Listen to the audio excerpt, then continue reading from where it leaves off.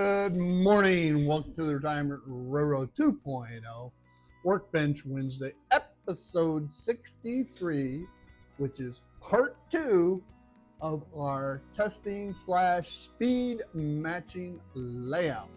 As you can see behind me, we're progressing right along. Let's take a look at some of the items we need or are going to use. And we need 4 packs of track with 4 sections each. They are 22.5 inch degree, 21 5/8 inch radius, Kato Unitrack, Kato if you prefer, and that will give us, with 4 packs of 4, that'll give us 16 blocks to work with. And to create those blocks, we need some insulated rail joiners. So we need a 1 pack of 20, and we won't use all of those.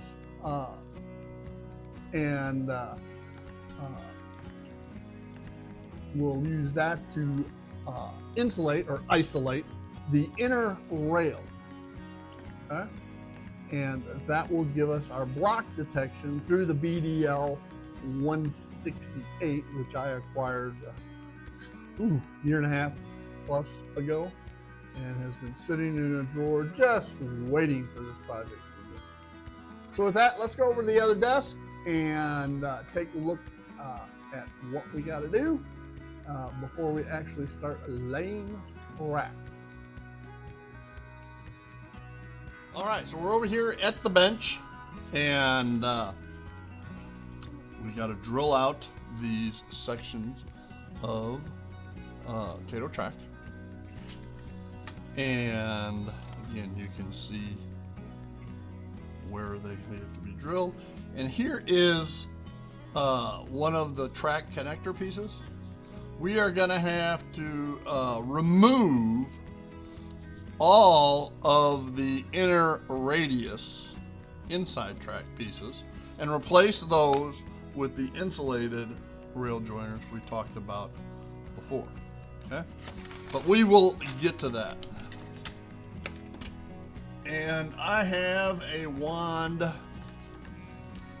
all right, with a pin vise type head on it, and a nice small little drill bit that fits easily inside, okay, and big enough for track nails.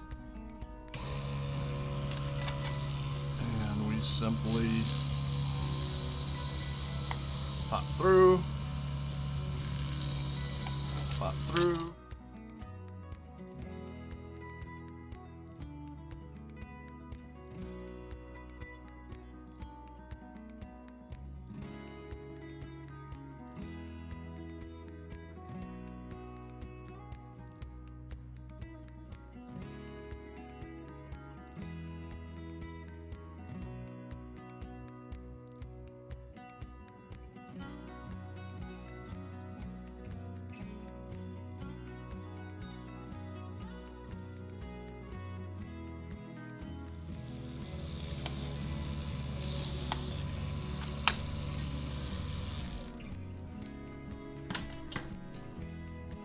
All right, now as we mentioned, the inside is going to be, each section is going to be isolated.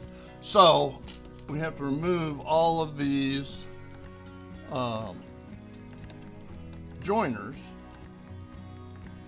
and replace them with the insulated joiners. All right. This pair of tweezers is a little more stout.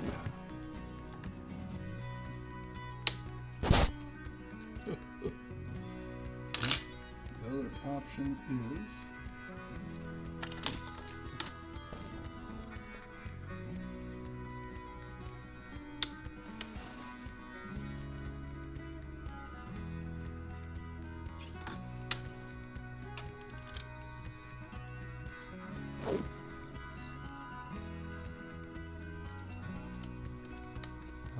now we're cooking with gas. And We're just doing the insides. All right.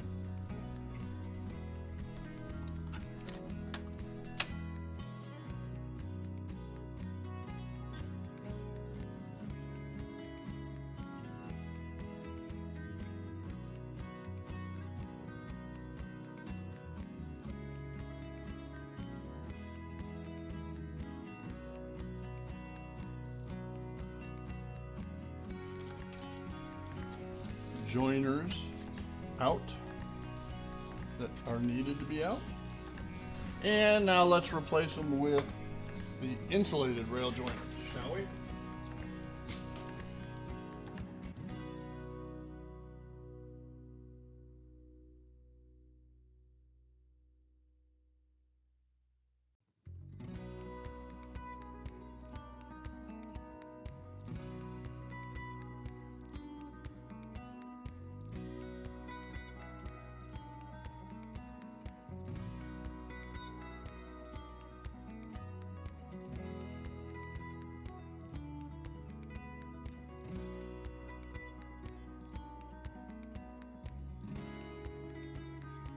So we now have the joiner situation done.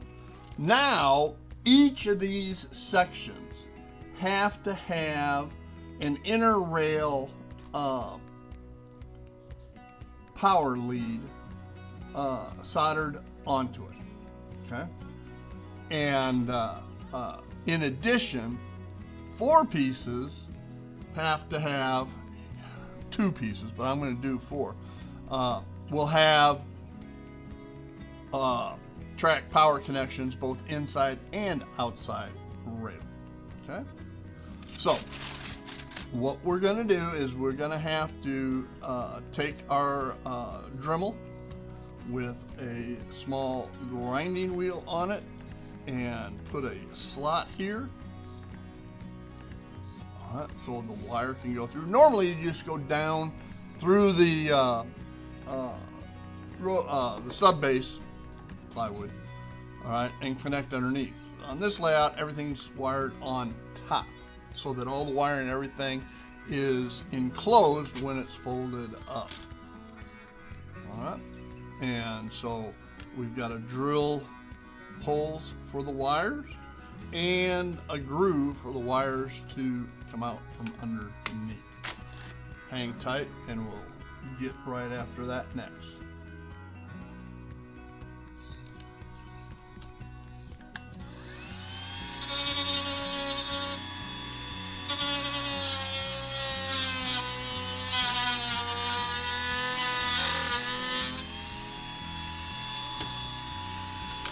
We can come back and clean up the plastic.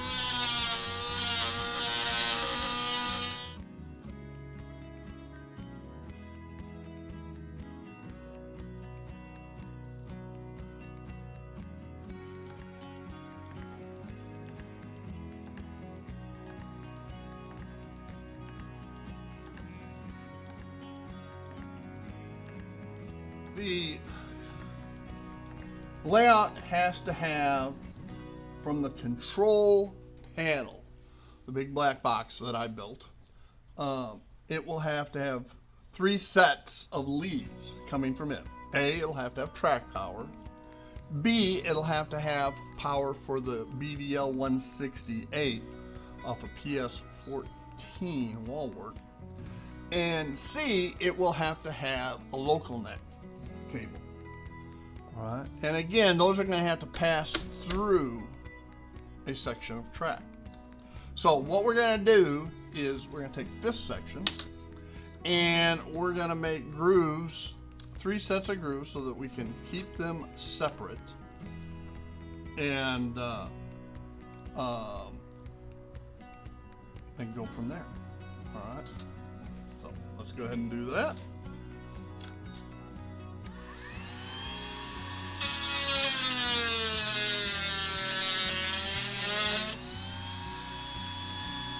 And you know what? We're going to need a little bit bigger groove for these leads. So let's go ahead and change out No use doing something that may not work when we can do something that we know will work, right? So.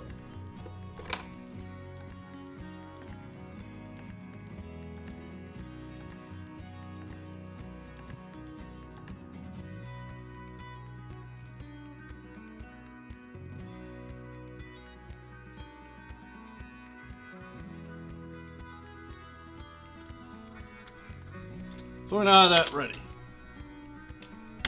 Now we have to drill for the power leads. Okay. So we need to get our drill out.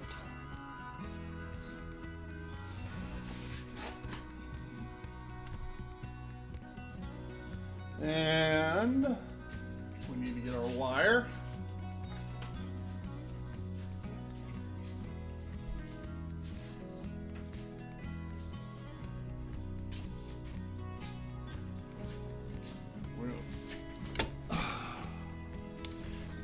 Do a hole here. I'm going to take a block of wood and put it behind there so I don't try to drill through my glass top. All right.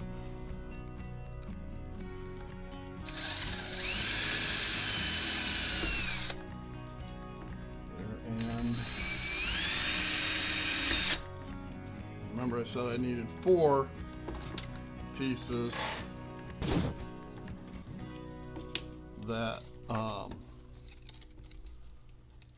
for both sides. Okay. And just make sure our wires fit through these holes. And they do. All right. So we need 4 of them like that. And the rest just with the inside.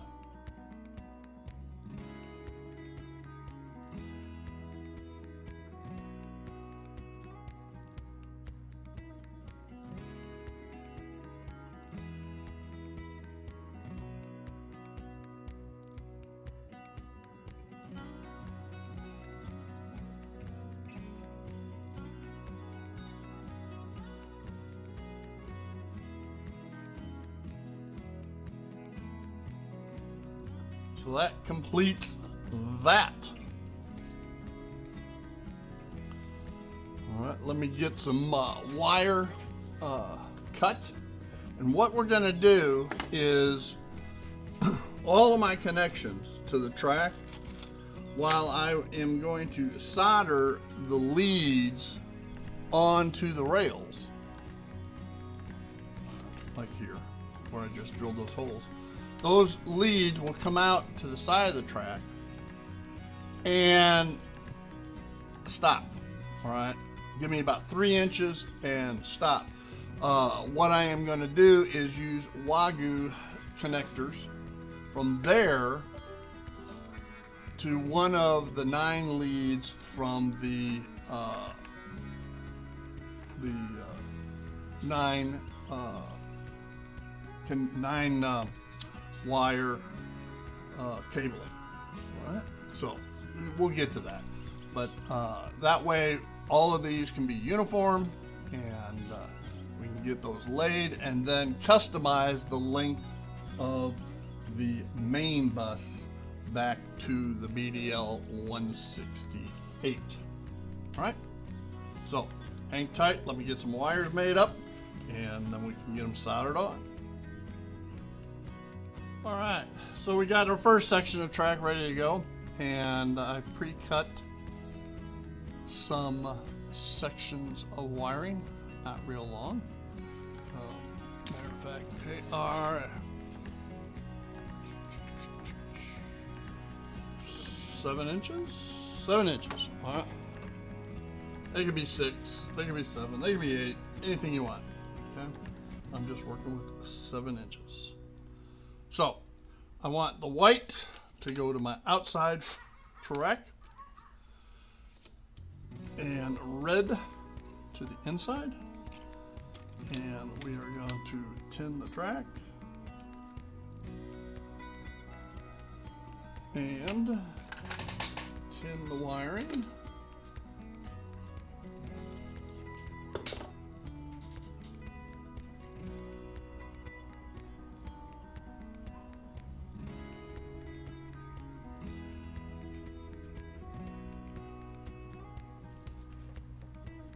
That's good for that side.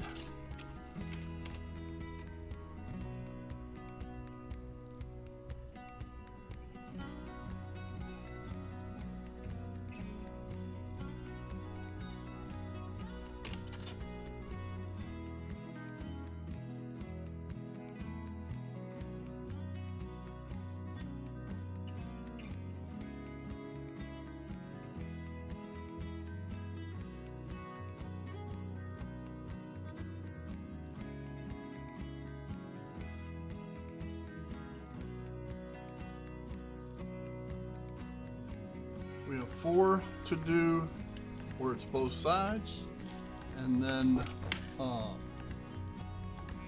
12 of just one side. My math is correct. All right, so let's get these done. Alrighty, so we got our hinges in for the sides there and over here. And I've got all the track leads soldered into place. I have this half section of track pinned down, just simply using the HO, N scale, track pins, nails. All right, so it is in place. Now, when I did this, I'm not a finished carpenter. More of a framing type carpenter, and I had slight variations between the two halves. So I added a small strip of 0.02 inch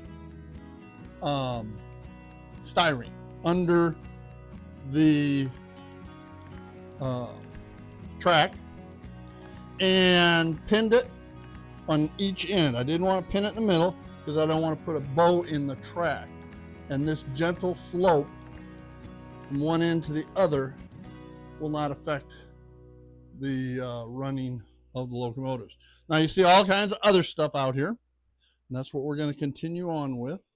We have our BDL 168, which I've had in a drawer for a couple years. We have a quick connect for the BDL 168.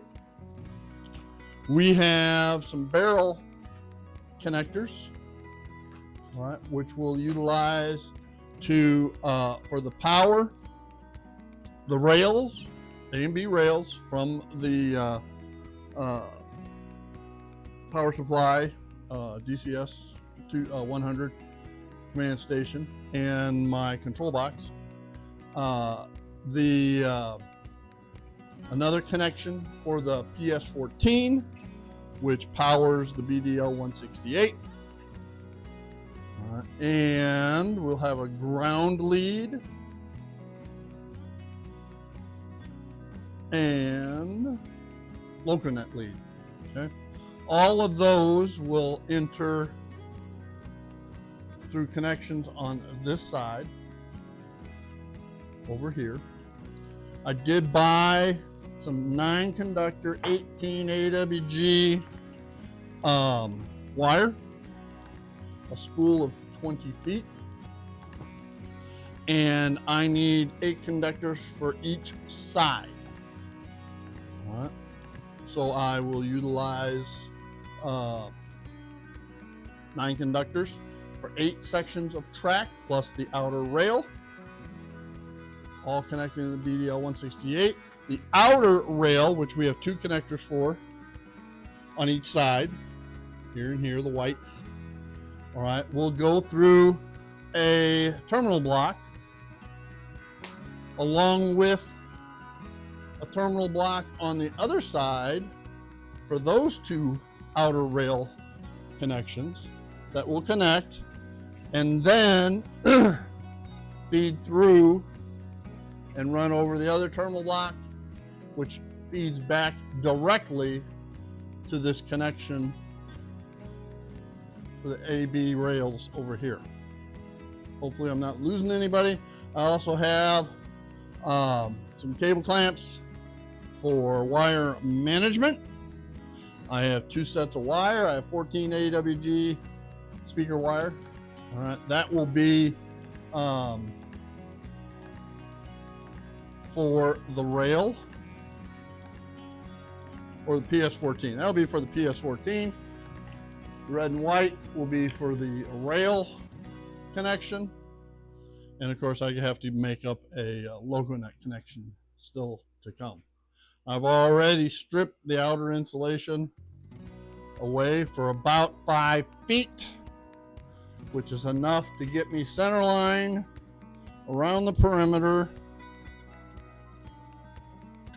and back to the BDL 168. I'll probably strip away a little bit more of that.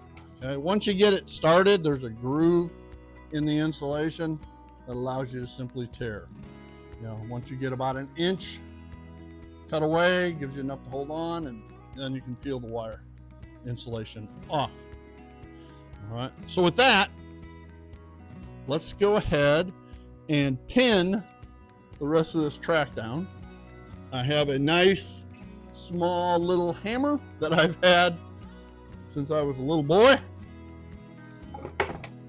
and it works perfectly for track nails because the head of it fits between the rails.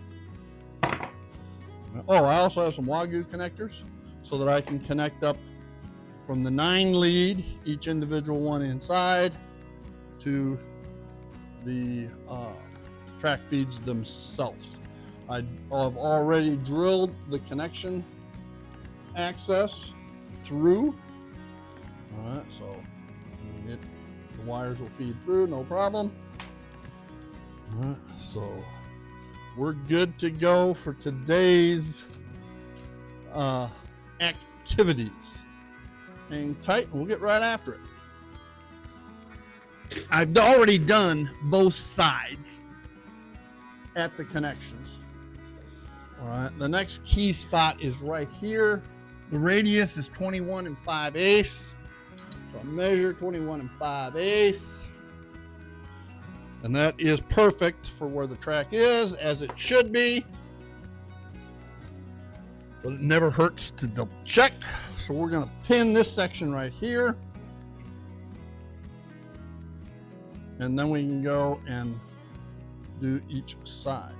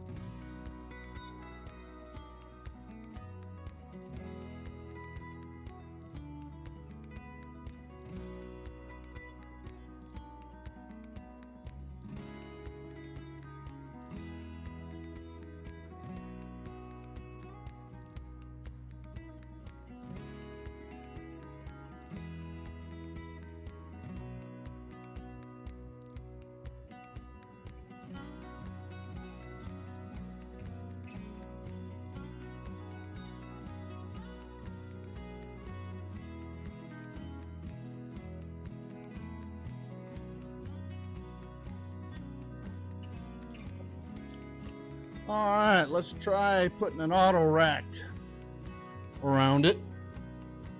Keep in mind, the longest that I'll probably be using the speed matching for are 6-axle diesels. SDs and E-units. I do have one 210-2 steam locomotive that might be an issue, but we'll not worry about that because it's not going to be consistent with anything anyway. So let's get us a auto rack.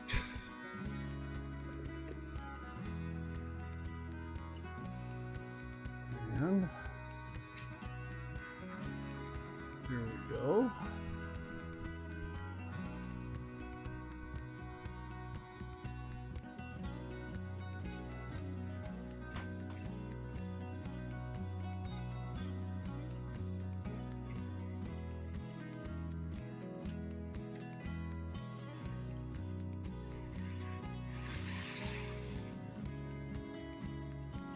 No problem that direction. No problem that direction. Clearance is fine. No problem in that direction.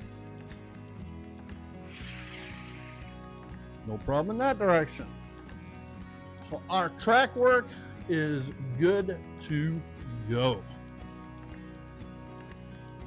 All right, so we have finished with this part 2, in our speed matching test layout. We have all the track laid, pinned, the feeders in place, the case is completely done, including all the hinges and lasts, handles, etc.